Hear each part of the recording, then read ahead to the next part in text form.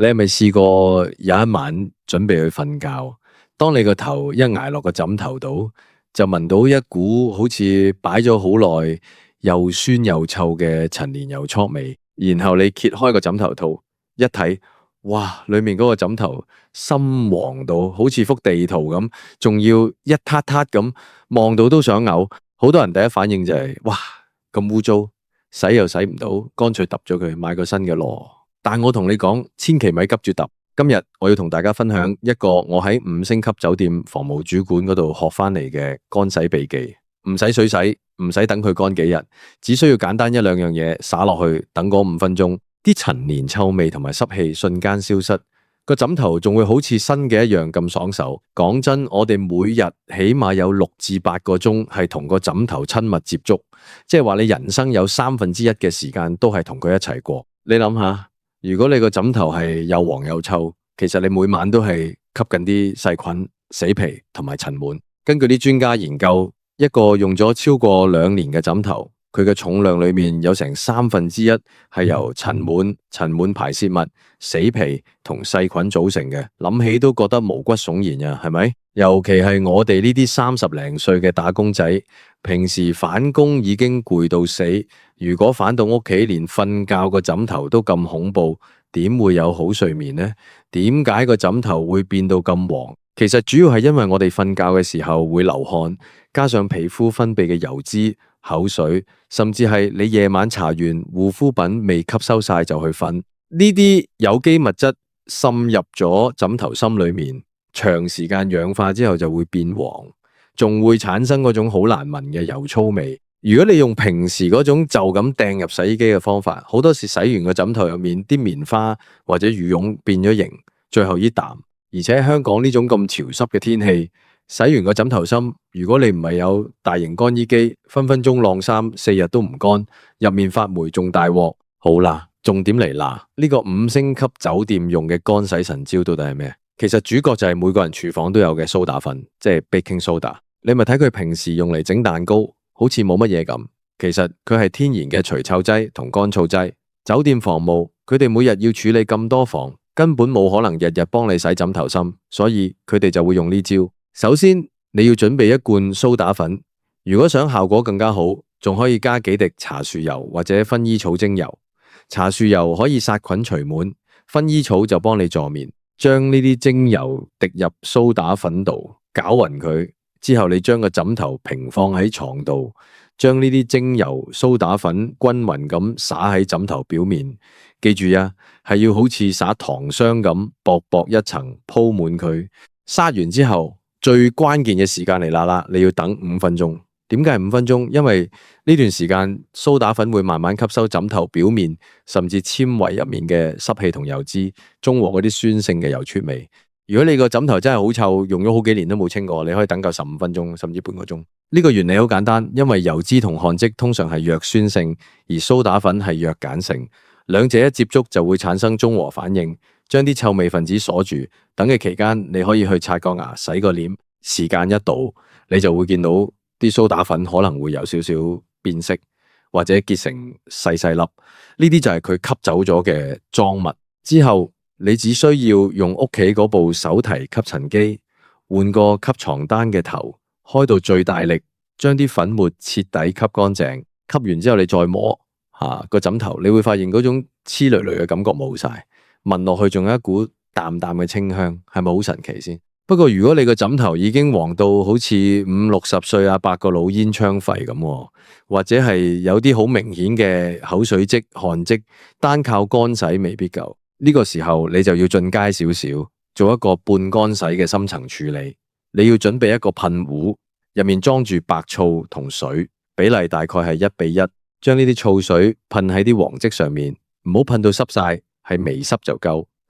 白醋可以軟化啲陳年污漬，仲可以除味。之後再撒一層蘇打粉喺上面，呢個時候你會見到有啲微細嘅泡泡產生，呢個就係化學作用，幫你推啲污垢出嚟。同樣等佢乾咗之後吸走佢，你會發現啲黃漬淺咗好多。其實講到枕頭保養，好多人都有個誤解，覺得我有洗枕頭套就得啦。其實枕頭套雖然擋住咗一部分污垢，但係汗水係會滲透入去枕頭深度嘅。酒店之所以可以令個枕頭用好幾年，都仲好似新嘅一樣，除咗呢啲小秘技，仲有佢哋嘅保養習慣。例如佢哋會定期將枕頭拎去通風處吹風，但係記住啊，千祈唔好攞去猛烈太陽下面暴曬。好多人以為曬枕頭可以殺菌，係可以殺菌，但係如果你個枕頭係記憶棉或者乳膠材質，曬完之後啲物質會老化變脆，個枕頭就咁廢咗架啦。所以最好係喺陰涼通風嘅地方吹佢2-3個鐘就夠。講開枕頭材質，大家要留意，唔係隻隻枕頭都啱用同一種洗法。如果你用緊係幾千蚊個嘅乳膠枕，佢絕對唔可以入洗衣機，亦唔可以大力搓佢。乳膠枕最怕熱，所以用蘇打粉乾洗法係最安全嘅。如果你係用羽絨枕，洗完之後一定要徹底整乾。如果入面還有一絲絲濕氣，佢就會發霉，到時嗰種味真係十里長廊都聞到，想救都救唔返。所以乾洗法對羽絨枕嚟講，簡直係續命神方。咁到底幾時應該真係揼咗佢呢？雖然我有呢啲秘技幫你續命，但係如果個枕頭已經失去咗支撐力，例如你將個枕頭對接，佢唔會彈反開，或者你瞓落去覺得條頸好攰，咁就算佢幾乾淨，你都係要忍痛同佢講拜拜。畢竟脊椎健康係一世人嘅事，唔好為咗慳嗰幾百蚊而整親條頸。對於20-30歲嘅年輕朋友，可能覺得頸痛好快好，但去到40幾歲嘅時候，頸椎問題就會海上門，所以枕頭嘅錢真係唔慳得。我建議大家每隔3至6個月就做一次呢個蘇打粉乾洗法。如果你係好容易出汗嘅體質，或者係有過敏性鼻炎嘅朋友，甚至可以每個月做一次。你會發現，自從個枕頭乾淨咗之後，你塊臉生暗瘡嘅情況都會少咗。好多女仔用好貴嘅護膚品，但係枕頭唔乾淨，其實係每日將塊臉貼喺細菌堆度，咁樣點會好呀？另外，仲有個小貼士俾大家，平時買枕頭嘅時候可以買多一個防護套。呢種套係喺枕頭芯同平時嘅枕頭袋之間嘅，佢通常係防水透氣嘅，可以阻隔大部分嘅口水同汗水滲入個芯度。咁樣你個枕頭就算用咗3-5年，入面都仲係白雪雪嘅。喺2026年嘅今日，市面上已經有好多高科技嘅防護套，大家可以去行下百貨公司睇下。廣泛5星級酒店嘅標準，佢哋點解咁重視枕頭？因為枕頭直接影響客人嘅滿夢。如果你住一晚幾千蚊嘅房，結果個枕頭陣味令你瞓唔到，你一定會投訴。所以房務員每日都會檢查枕頭嘅狀態。佢哋仲有一招，就係喺個枕頭袋裏面放一張乾衣紙，咁樣枕頭就會一直保持住有一種好似啱啱洗完衫嘅清香味。我哋喺屋企都可以學呢招。有人問我，如果係10幾歲嘅小朋友，佢哋新陳代謝快，枕頭真係特別臭，呢招得唔得？答案係絕對得。蘇打粉對於中和體味特別有效，你可以喺小朋友返學之後幫佢灑一灑粉，放喺窗邊吹客風，等佢放學返嚟個枕頭就煥然一新。其實生活之中好多嘢都唔需要一定要用化學清潔劑，就好似蘇打粉同白醋呢2樣神器加埋，基本上可以搞掂屋企80%嘅清潔問題，由廚房嘅油煙機到浴室嘅水垢，甚至係今日講嘅枕頭臭味。呢啲天然嘅方法唔單止慳錢，最重要係對身體無害。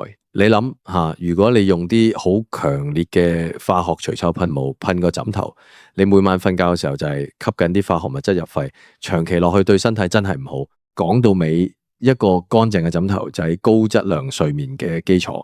如果你成日覺得瞓得唔好，或者朝早醒咗覺得個鼻塞塞地、皮膚痕痕地，可能問題就出喺你個枕頭度。唔好等到個枕頭黃到好似70-80歲嘅古董咁先去處理。今晚就翻去拆開你個枕頭袋檢查吓，如果發現有味或者有漬，即刻去廚房攞罐蘇打粉出嚟試下。我教你呢個5分鐘秘技。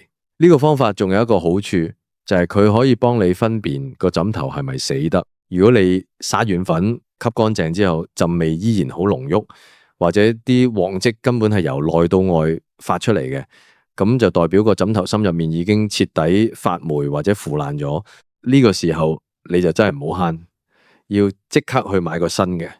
健康先係最重要嘅財富嘛。大家試完呢個方法之後，一定會覺得好驚訝，原來咁簡單嘅動作就可以令生活質素提升咁多。喺香港呢個咁急速嘅社會，我哋好多時都忽略咗呢啲生活細節，但其實每日返到屋企，可以瞓喺一個乾爽清香嘅枕頭上面，係一種好大嘅治癒。無論你係30幾歲為事業搏殺緊，定係50幾歲準備退休享受生活，都應該對自己好啲。最後，我想提醒大家，雖然呢個秘技好有效，但平時嘅衛生習慣都好重要。例如，唔好濕住個頭去瞓覺，頭髮上面嘅水分同洗頭水殘留物係枕頭變黃嘅頭號殺手。如果你有洗完頭唔吹乾就瞓嘅習慣，我保證你個枕頭唔使3個月就會臭到冇朋友。所以勤力啲，吹乾頭，配合埋呢個蘇打粉乾洗法，你個枕頭自然可以陪伴你更長嘅時間。希望今日分享嘅呢個5星級酒店乾洗秘技可以幫到大家。生活唔一定要追求名牌或者貴嘢，只要識得運用呢啲小智慧，就算係平凡嘅生活都可以過得好精緻。下次如果你見到身邊嘅朋友想揼枕頭，記得叫住佢，叫佢試下呢個方法先。我哋下次再分享更多實用又有趣嘅生活小知識，等大家都可以成為家務達人，將屋企打理得好似5星級酒店咁舒服。今晚早啲去試下，祝大家有個好夢。